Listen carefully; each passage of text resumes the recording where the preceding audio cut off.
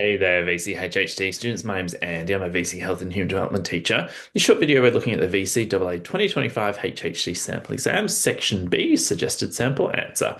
This is relevant for Unit 3 and 4 HHD for the 2025 plus HHD study design.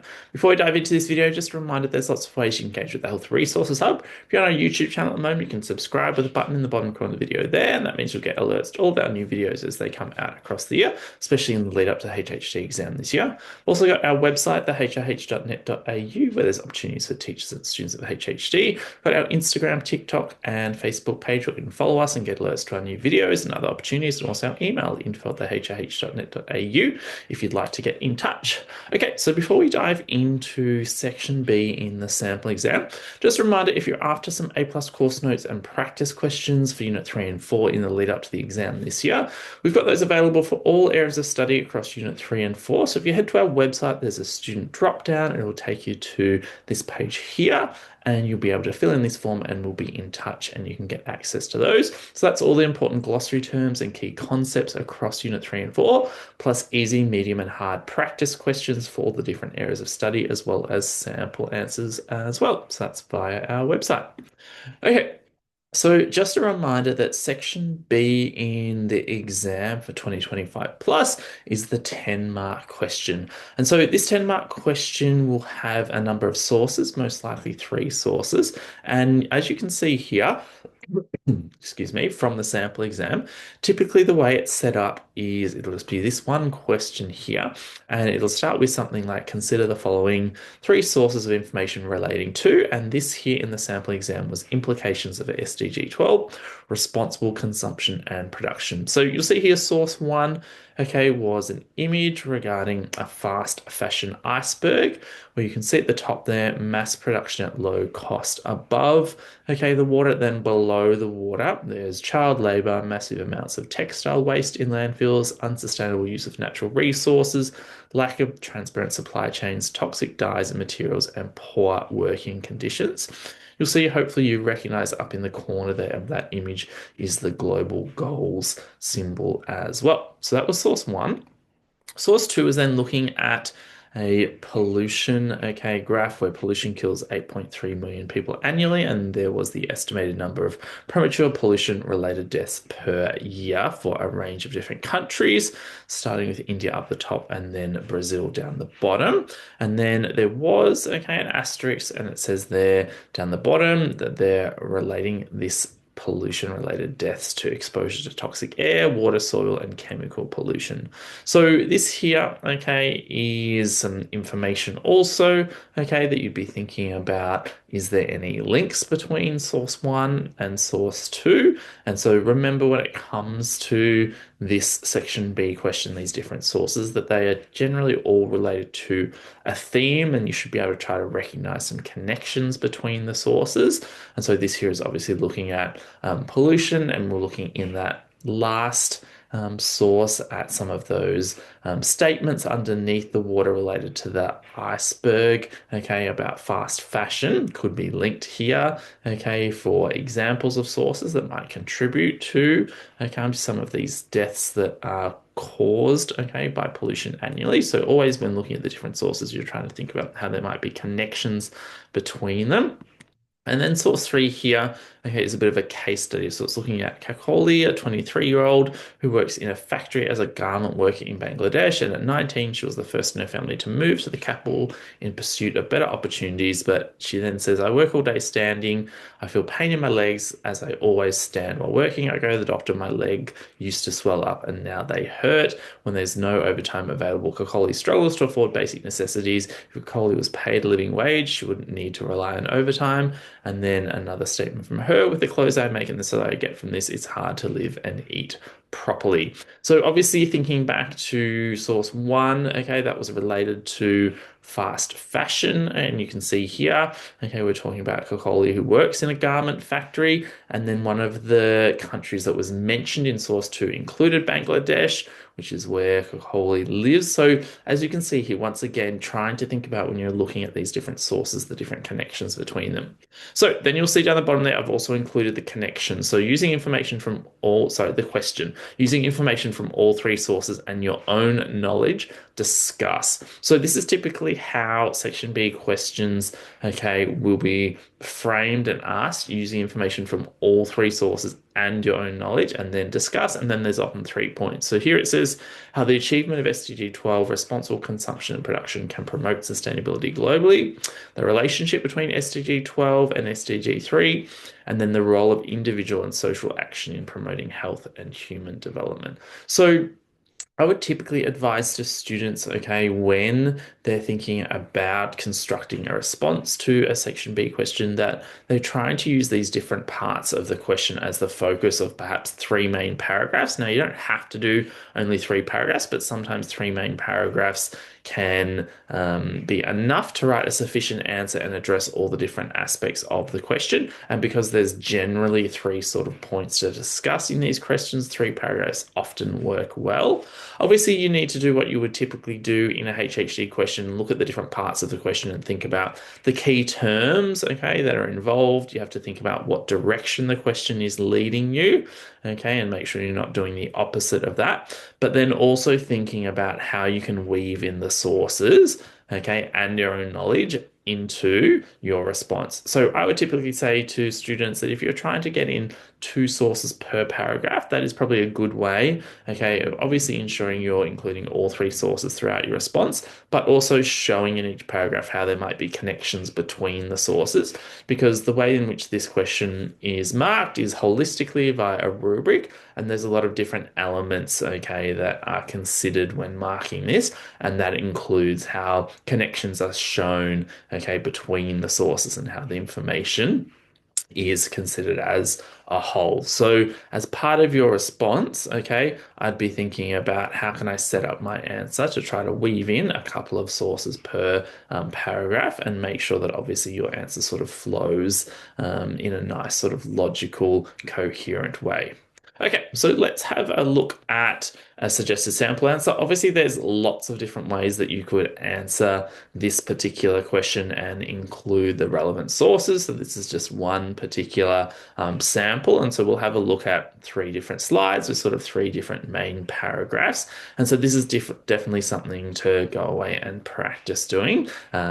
A number of these questions have also, okay, come up across 2018 to 2024 VCAA exams. So there's quite a few of these sort of extended response questions out there for you to practice. And I'm sure you've probably practiced some throughout the year in class as well. And lots of company exams like the ACE ones that I worked on this year, okay, have obviously section B questions as well if you're looking for more practice questions.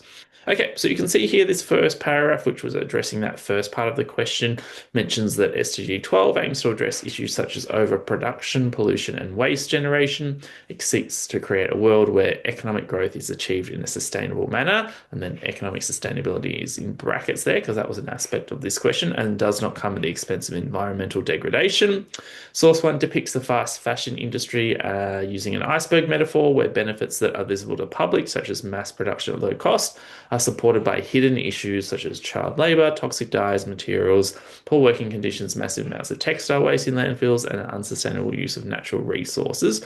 So just stopping there, I think it's always really important to make sure that you're sort of signposting when you're using information from the sources. It just makes it really easy then for examiners at the end of the year to see where there's information in your answer that comes from particular sources. So you can either start your sentence by saying source 1 depicts or demonstrates, or you can put that in brackets after you mention information that comes from a source.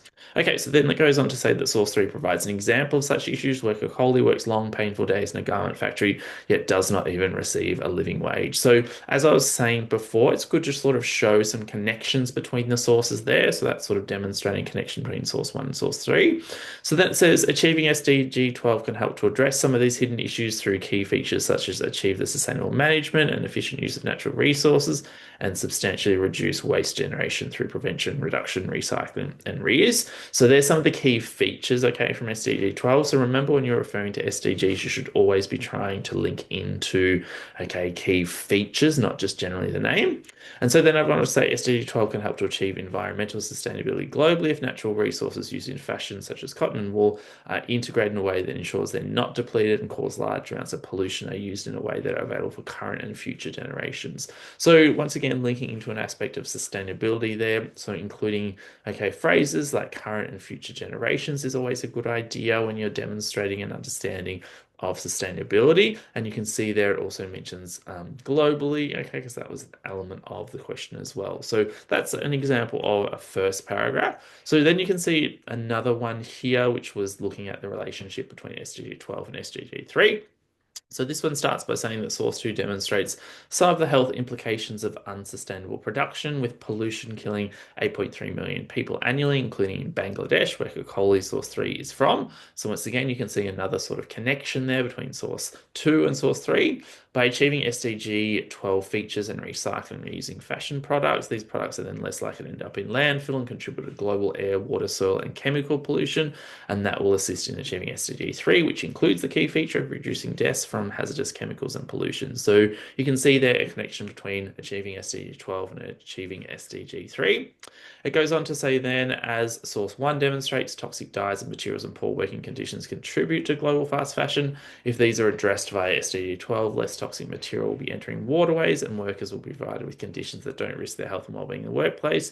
These actions also help to achieve SDG 3 by creating environments that reduce the likelihood of people consuming contaminated water and reducing the likelihood of injury and illness at work, which is likely to be causing high amounts of stress and anxiety for workers. And that helps to achieve SDG 3 features of reducing non-communicable diseases such as poison injuries and promoting the mental health of people such as workers in garment factories. And then it says when such workers are well, they're then more likely able to devote time and energy to aspects of SDG 12, such as reduction, recycling, and reuse. So you'll see there some more connections between SDG 12 and 3 and 3 and 12. So throughout this paragraph here, okay, weaving in aspects of the sources, but then addressing those aspects of the question. There's obviously lots of different ways that this could be approached, but I think one of the important things to just reiterate again is when you're talking about the SDGs, you need to make sure you're sort of linking into those key features, not just referring back to the names of the SDGs, because that's sort of too surface level. You need to show some depth of understanding.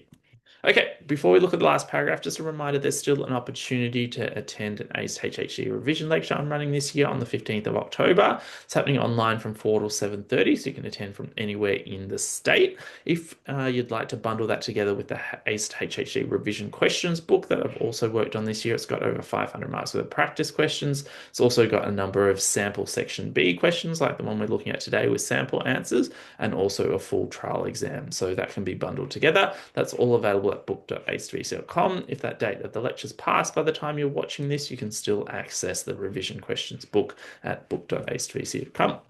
Okay, so then you can see here, okay, the final paragraph here. And so you can see this is mentioning here in order to help reduce the 8.3 million people who die prematurely from each year from pollution-related deaths. There are a number of individual and a number of social actions as well that can be taken. So remember that this is addressing that final part of the question that was looking at individual and social actions, okay, that can help to contribute to promoting health and human development. And so I've then gone on to say there consumers can seek to buy secondhand clothes where possible and choose ethically made garments to reduce the exploitation of workers such as Kokoli and reduce fashion consumption altogether. And this will hopefully help to reduce the massive amounts of textile waste in landfills from source 1 and help to reduce premature pollution-related deaths, ultimately helping to improve the life expectancy of people in the countries outlined in source 2.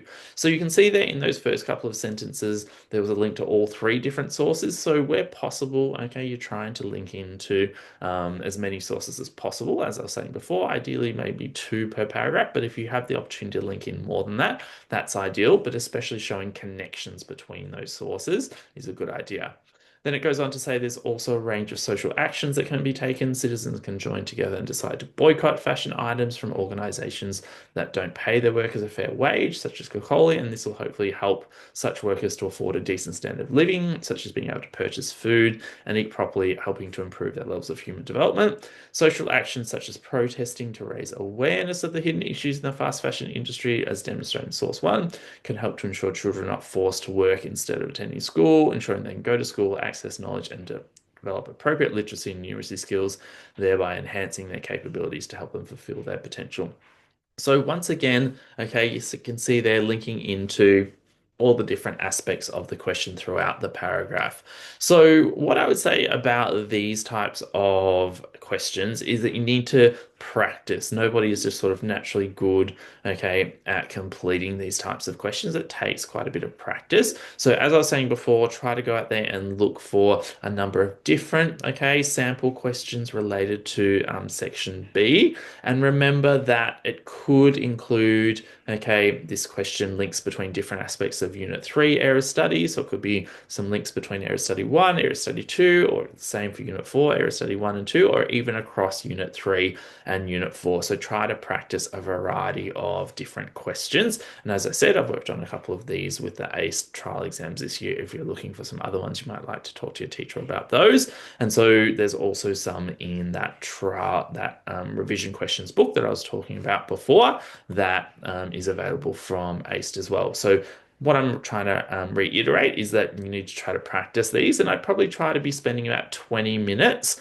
okay, on this question in the exam. So it is something that I would say to students is worth leaving until the end of the exam for about the last 20 minutes to have a go at this question. You don't want to do it, I don't think, too early in the exam because you could spend too long on it and it could eat into you being able to answer all of the section A questions. So I'd probably leave about 20 minutes at the end of the exam and just do your best in that 20 minutes. And then by that time, the exam's over, so it can't eat into any of your other time for section A. And then if you don't do a great job, it can't upset you for the rest of the exam either, compared to if you were to do it at the beginning. So that's some of my advice related to this section B style question, but essentially practice, practice, practice. And as I said, you can head to book.acevc.com if you're after that practice questions book with more questions, or head to our website if you're after those course notes and other practice questions. Thanks so much.